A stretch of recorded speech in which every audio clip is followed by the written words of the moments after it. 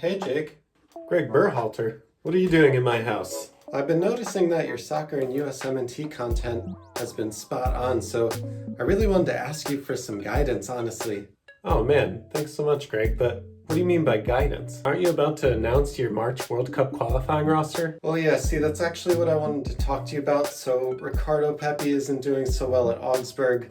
I haven't really called in Jordan Pefok for a while, so I'm kind of at a loss with what to do with my number 9s, and I just need someone to dive deep and tell me who is the best striker in the US men's national team pool. Well, I mean, that's a really tall order. I'm not really part of the staff, but I mean, I'll try my best, but I mean, before I start even, you have to tell me what are on your feet, man. Well, these old things, I mean, they're just the new Yeezys, but pretty sicko mode, right? They haven't really come out yet though, so you'll probably see them on the next USMNT Twitter post, because that's really what's important here. Alright man, I really don't care about those. I'm sorry I even asked. I'll do what you say, but just get out of my house, man. You're so creepy. I will, but you know what? If this video gets 300 likes, then I'll actually take your advice and hear what you have to say about the USMNT striker pool. Okay, bye!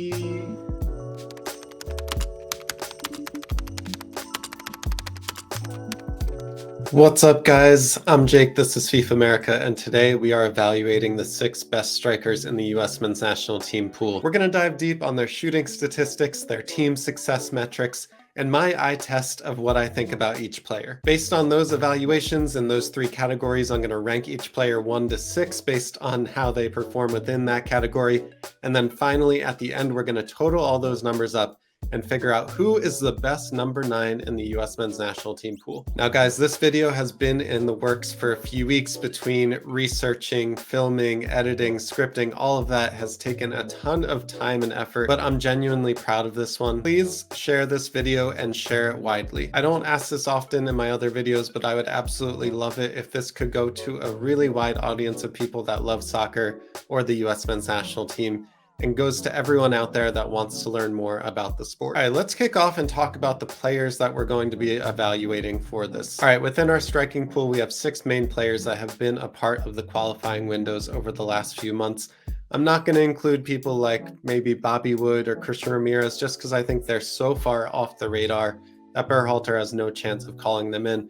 So the people that we're really looking at today is Josh Sargent, Jesus Ferreira, Jordan Pefok, Ricardo Pepi, Gyasi Zardes, and Daryl Dike. Daryl Dike does have a hamstring injury, but is expected to be back towards the middle to end of this month. I don't know if he'll be available for the March World Cup qualifiers, but I do think it warrants a conversation for him to be in the top 6. The other thing that I want to say before we go into it is that I'm using a lot of per 90 statistics just because that takes away and equalizes a lot of factors that aren't necessarily in the player's control. These stats are taken from the 2021 and 2022 seasons for the players, so some of these players could span over 2 different teams, like Josh Sargent, for instance, was with Werder Bremen and then Norwich throughout the years. Now, I think you'll find throughout this that there are some really surprising numbers and figures, and for me, stats are something that don't lie. Stats are objective. So throughout this, just kind of put that hat on. You're going to see Gyasi Zardes somewhere near the top for some of these numbers. You're going to see people that you love towards the bottom. That's why I added the eye test at the end. We have 2 objective categories, 1 subjective, and we're going to find the best one in combination of all 3. Okay, up first is the shooting category, because what do strikers do? They score goals and they shoot. Now let's talk about goals first, because that is pretty much the most important stat that can tell you what is happening within a striker's world. Are they scoring goals? Are they contributing to their team or not? And at the top of this list is Jordan Pefok with 0.76 goals per 90 minutes played. Now this statistic is incredible for an American player. And just so you guys know, Jordan Pefok does have a chance to become the first American to lead a European league in goals scored this year in the Swiss division. Now, 0.76 goals per 90. What does that actually mean?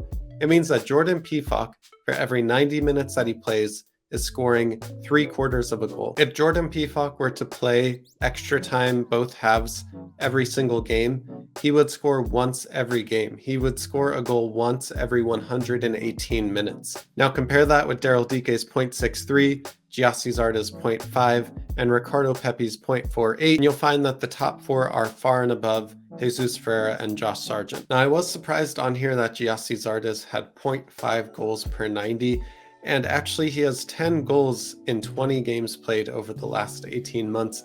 He was injured for a lot of last season for Columbus Crew, but he has 1 goal in 2 games so far this season, and he had 9 goals in 18 games last season. Now let's talk about expected goals per 90. Essentially, this is the number that you would expect a player to have in terms of goals per 90. And we can see on the right-hand side of a lot of these players overperforming their expected goals, and Josh Sargent has scored less goals than he's expected to. Now, I think something really important to bring up is the goals minus penalty kicks. If you just take the goals number by itself, you could be taking away players that are scoring a lot more from open play and maybe aren't their penalty kick takers for their team.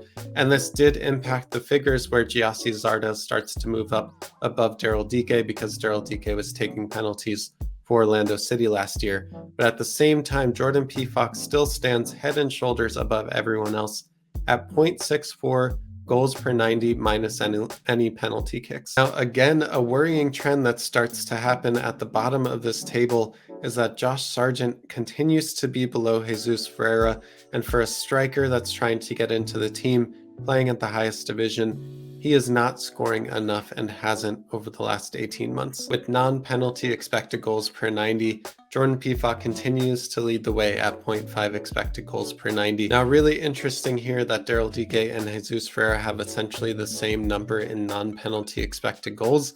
That's really surprising to me and shows just how far above the expected goal figure Daryl Dike is for himself. And still, Josh Sargent continues to lag behind everyone else in the table. Okay, here is one of my favorite stats that I was able to find. Non-penalty kick expected goals per shot. And essentially, this is an efficiency metric. This is telling you how well a player does with each shot that they take, and are they on goal, and are you scoring with those shots? And I was really surprised to see that Gyasi Zardes is at the top with 0.2 expected goals per shot. So essentially every 5 shots that Gyasi Zardes is taking, one of them results in a goal. Now everyone else behind him is pretty clumped together. Jordan Pefok at number 2, Daryl Dike and Ricardo Pepi tied at number 3. Jesus Ferreira and Josh Sargent again at the bottom of the shooting table. Now Josh Sargent doesn't play for the best team, but I think goals per shot is still a metric that I would expect him to be somewhere at the top because he controls that himself. Okay, so we just look at the expected number for this metric, which is goals per shot. Gyasi Zardes leads in both. So he had 0.2 goals per shot expected, and he actually scores 0.28 goals per shot, which essentially gives him a number close to once every 3 shots that Gyasi Zardes takes, he is scoring, which is a really, really good metric to use in terms of efficiency and how well someone is playing from open play. Now, Daryl Dike is going to start to move up. Jordan Pefok and Ricardo Pepi both at 0.18. And you can just see throughout the table how efficient Gyasi Zardes is with his shots, where Daryl Dike, Jordan Pefok, and Ricardo Pepi are kind of middle of the table.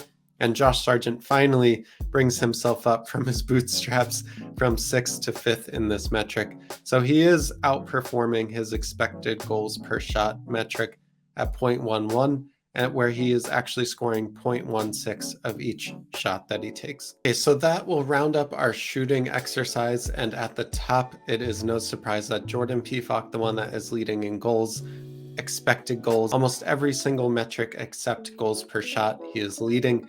Jordan Pefok at number 1. I think a lot of you will be surprised that Gyasi Zardes is at number 2. Daryl Dike and Ricardo Pepi number 3 and 4.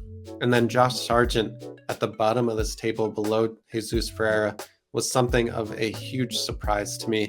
I thought that he would be closer to the middle of the pack here. Even though he's not scoring goals, I still thought that his expected goals, or that his goals per 90, would start to tick him up.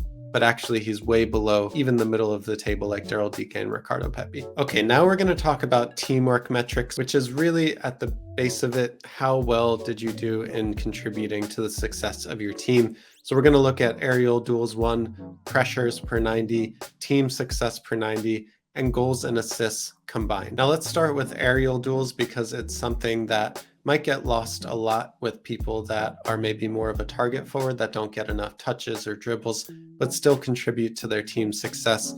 Jordan Pefok is at the top of this list. I would have thought Daryl Dike or Josh Sargent could have been towards the top of this list, but Jordan Pefok is the only player on this list that is winning more than 50% of his aerial duels. And I don't think it's to anyone's surprise that Jesus Ferreira is at the bottom of this list, winning only 16% of his aerial duels. Again, he's more of a drop-in forward. He's not really a target or someone that you're going to play long to. But the fact that Ricardo Pepi is such a huge drop-off from Josh Sargent from 44% to 28%, that is a huge and shocking drop-off from Josh Sargent to Ricardo Pepi. Okay, let's talk a little bit about passing now in the assist category. I don't think it's anyone's guess that Jesus Ferreira is going to be at the top of this list. Jesus Ferreira provides 0.37 assists per 90, essentially providing an assist once every 3 games. He was my expected person to be at the top of this list for assists per 90. Now Josh Sargent is starting to creep his way up to the table, but Jordan Pefok is someone that really surprised me at number 3 with 0.13 assists per 90. That is higher than Ricardo Pepi, Daryl Dike, and Gyasi Zardes. Okay, so let's combine some stats here where it's really about your full contribution to the team, and that is goals and assists minus any penalties per 90.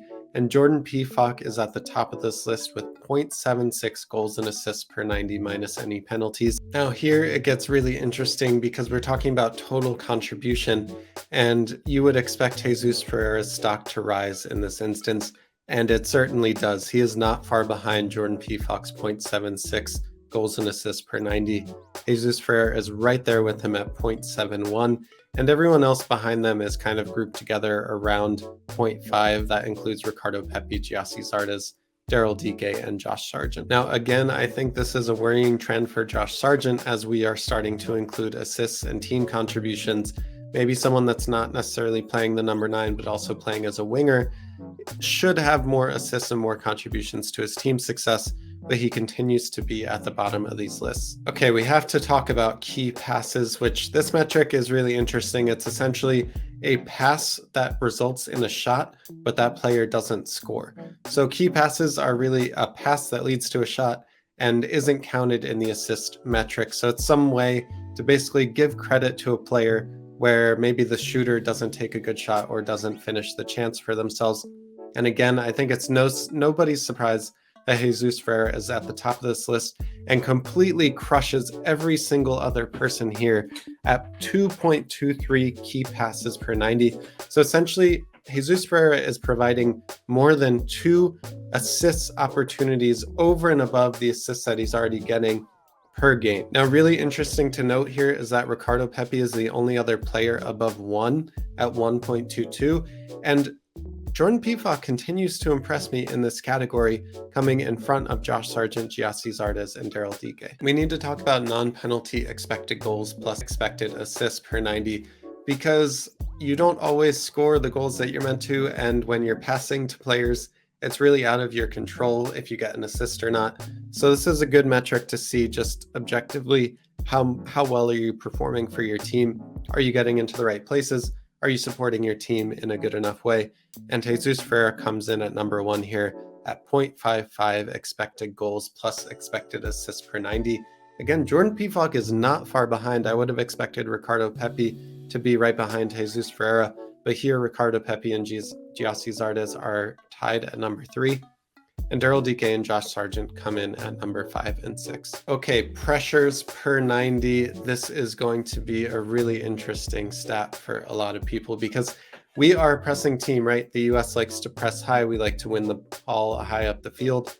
And in terms of team success and team metrics, this is actually a really important one for the US men's national team because it fits the style of play that we're trying to implement. Now here, Ricardo Pepi crushes it at 23.9 pressures per 90. Essentially, he's pressuring the ball holder 24 times every 90 minutes that he's on the pitch. And this is somewhat of a, running metric and intensity metric. So I'm not surprised to see Jesus Ferreira and Josh Sargent, but this is actually one that I would have thought Josh Sargent might have had the chance to win and be number one in one thing finally.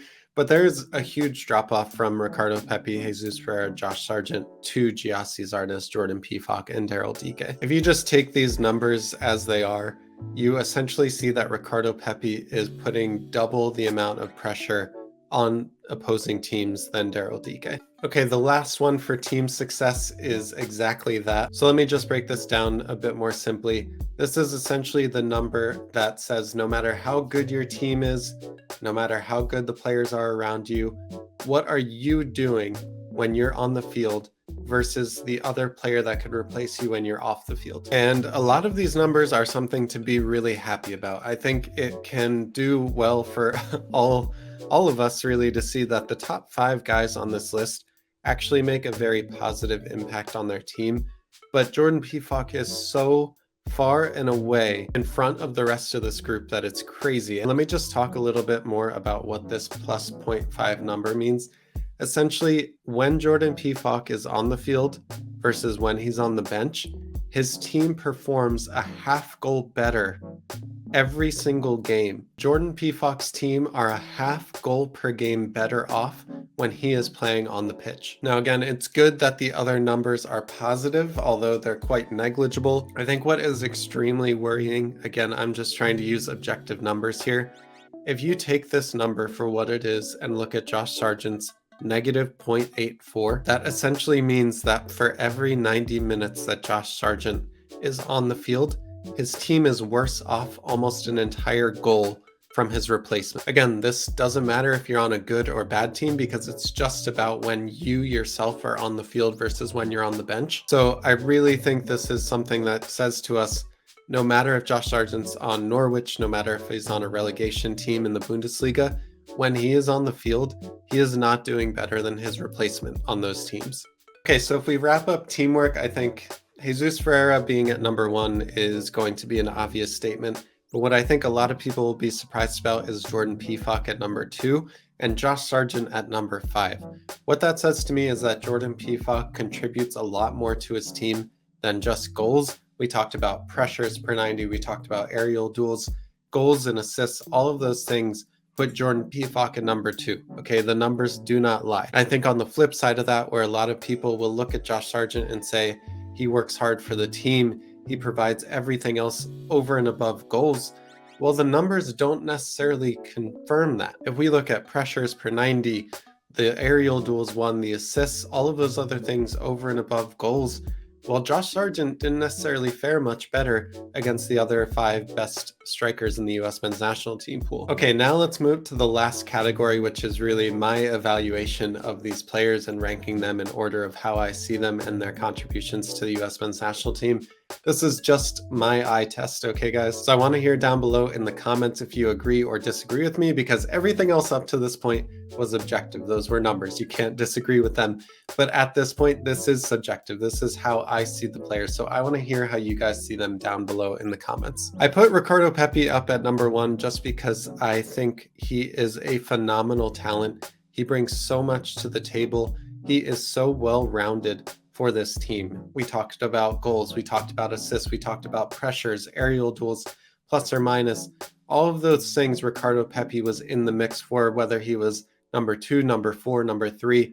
He didn't win many categories, but he was always towards the top of the list. I think especially as it pertains to the US men's national team and how we play, he's a poacher, but at the same time, he has the tenacity to go after opponents. Now, Jordan Pefok is someone that we cannot ignore any longer. Again, he may become the first American to ever lead a European league in scoring. And whether it's the Swiss League or the English Premier League, I really don't think that we can ignore that fact. He is scoring at an immense rate, and he has 2 goals in 6 games in the Champions League as well, against some of the best teams in the world. Josh Sargent comes in at number 3, and despite what all of the numbers told me, I still think that Josh Sargent is in the top 3 strikers for this pool. the way that he is able to give everything on the pitch for his team. And I really think that this is more of just a confidence issue for Josh. And as soon as he starts to score, he had a few before he got sick again for Norwich, so he wasn't able to play over the last few games. But I really think that once those goals come, they will come in bunches. Jesus Ferreira has really shown something to me that I've loved over the last few games, and I think he brings a dynamism that a lot of these players that we're talking about don't necessarily bring to the US men's national team. So for us, I actually think Jesus Ferreira is a really good option, whereas Ricardo Pepi, Jordan Pefok, and Josh Sargent are somewhat similar players. Jesus Ferreira is probably the closest to someone that's a bit more creative and can beat players with the dribble or passing. Daryl Dike is just someone that I need to see a bit more of. I need to see his contribution to his team come out a bit more.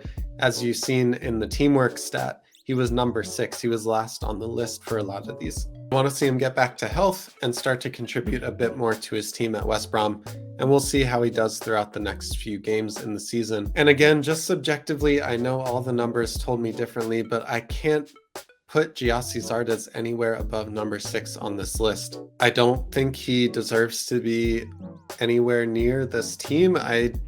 He's not even starting for Columbus at the moment. How can we call in someone like Gyasi Zardes when someone like Christian Ramirez is scoring at a torrid rate in the Scottish Premiership? How can we ignore someone like Bobby Wood that's doing better than Gyasi Zardes in MLS? Or Djordje Mihailovic, who isn't necessarily a striker, but had 14 assists and 4 goals, whereas Gyasi Zardes had 10 goal contributions over the last 18 months for his club team. Okay, and after doing all of those calculations, the final rank, so we're going to take the shooting metrics, rank them 1 through 6. We're going to take the teamwork metrics, rank them 1 through 6.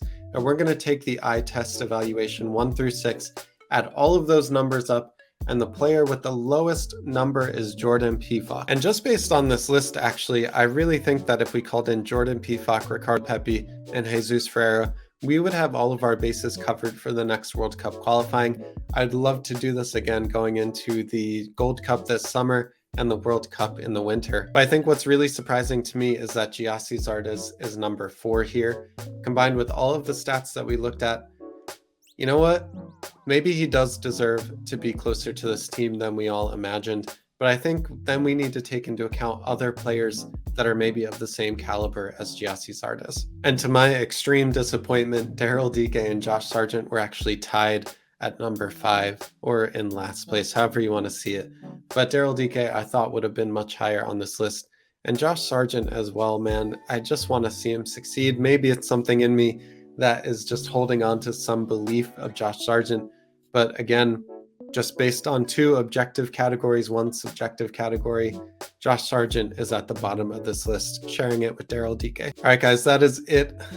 I hope you enjoyed that video. It took me a long time to get all of this together, so I'm really proud and happy to bring this to everyone. If you enjoyed the video or learned something new, make sure to subscribe below. It really, really does help me. Make sure to like the video so it can get to more people, and share this widely with everyone that you know, whether that's on Reddit, Facebook, family, and friends. I'd love to see this video go wide because of the love and effort that I put into it, but also because I think it's a really interesting view for a lot of people to take in our striker pool. Until next time, everyone, I will see you on FIFAmerica. Peace.